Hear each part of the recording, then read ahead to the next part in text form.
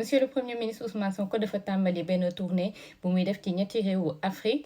jamono ji may wax ak yéen ndax mu ngi fi nga xamante ne moo di ci Côte d'Ivoire ma wax leen lu mu def ci diggante démb vendredi 30 mai ak tey samedi 31 mai. Bonjour à tous. Alors monsieur le premier ministre ndax déjà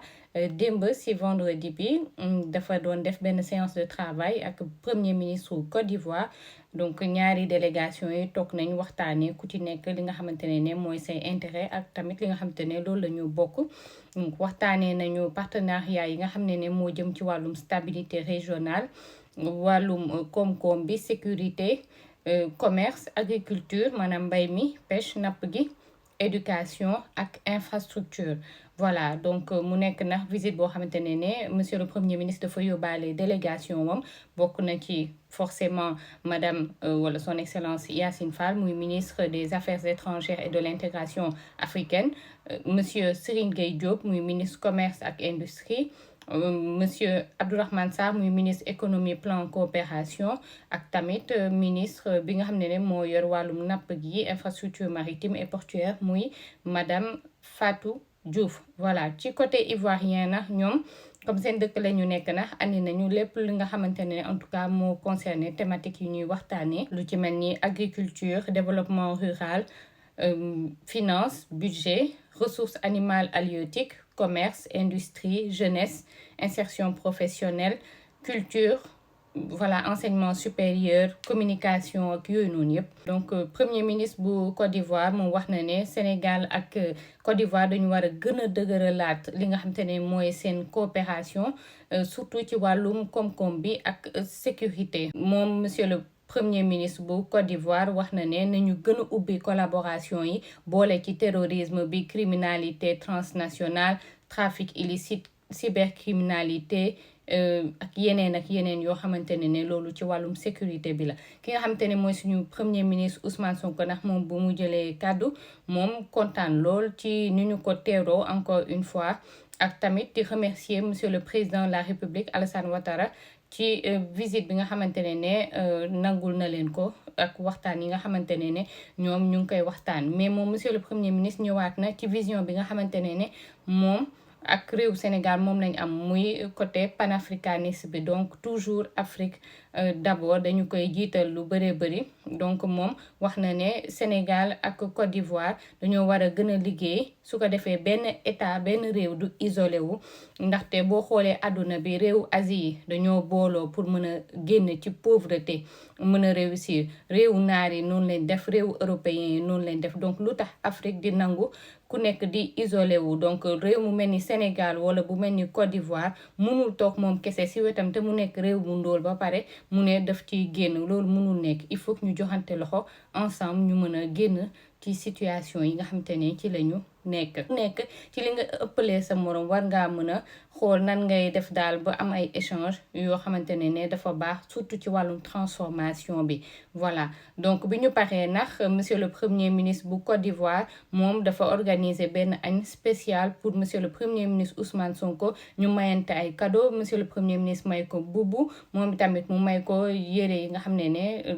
seen aada ak cosaan la foofu noonu ca Côte d'Ivoire. Monsieur le premier ministre Ousmane Sonko bu mu paree foofu nag ci bëccëg bi ci ngoon bi dem na wuy ji ki nga xam ne moo di président Alassane Ouattara mi ko dalal ci résidence privée bi nga xamante ne moo nekk ci quartier bi ñu woowee Cocody. Voilà gën nañu waxtaanee diggante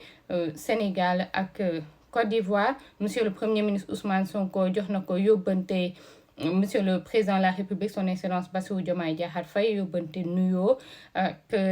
sant ak gërëm. Voilà gouvernement Sénégal bi daal wax na ne pare na pour gën a mën a dëgëral relation yi ñu liggéey ci solidarité joxante loxo bu baax a baax ci diggante Sénégal ak Côte d'Ivoire. Tey nag ci samedi 31 mai 2025 bi monsieur le premier ministre Ousmane Sonko fi mu dem mooy ca Bouaké mooy deuxième ville Côte d'Ivoire maanaam capitale économique bi. Bu mu fay dem sax na gouvernement wu Côte d'Ivoire ñoo jël avion état wu Côte d'Ivoire daal di ko koy jox mu daal di fay dem. Bu mu demee ñu accueillir ko. Voilà ñi nga xam ne ñooy ay sénégalais ivoiriens ñi fa nekk yëpp génn nañ daal di koy teeru. Naka noonu nag ministre des transports bi nga xam ne moom mooy maire Bouaké ville boobu noonu mu demoon ci boppam muy monsieur le ministre Amadou ko ne voilà bu mu demee waxtaan nañ def nañ séance de travail ci digganteem ak municipalité bi maanaam mairie bi foofu noonu voilà donc defal nañ ko benn cérémonie boo xamante ne autorité yi fa nekk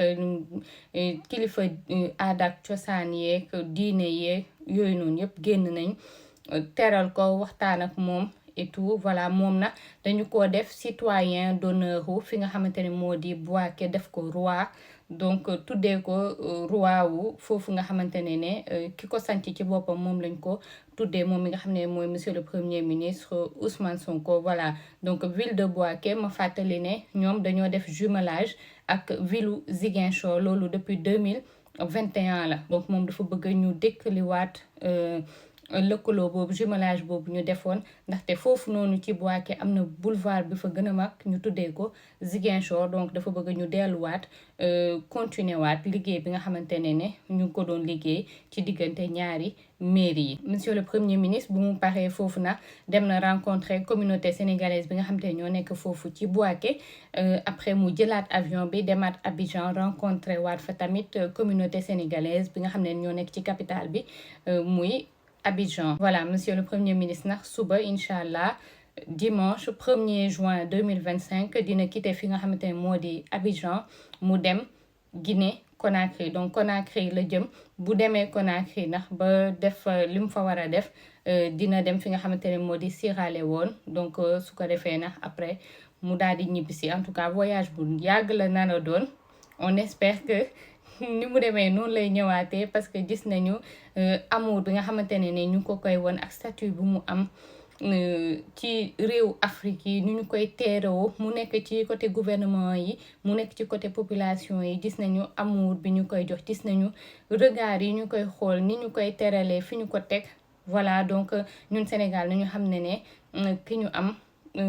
voilà dayoo bu mu am ñun tamit ñu teekoo bu baax a baax donc voilà lii laa amoon lu ma leen doon wax ci voyage wu monsieur le premier ministre Ousmane Sonko foofu ci Côte d'Ivoire incha allah bu yeggee Guinée Conakry rek lu fa jógee rek ñu ñëw andi leen ko voilà ba beneen yoon.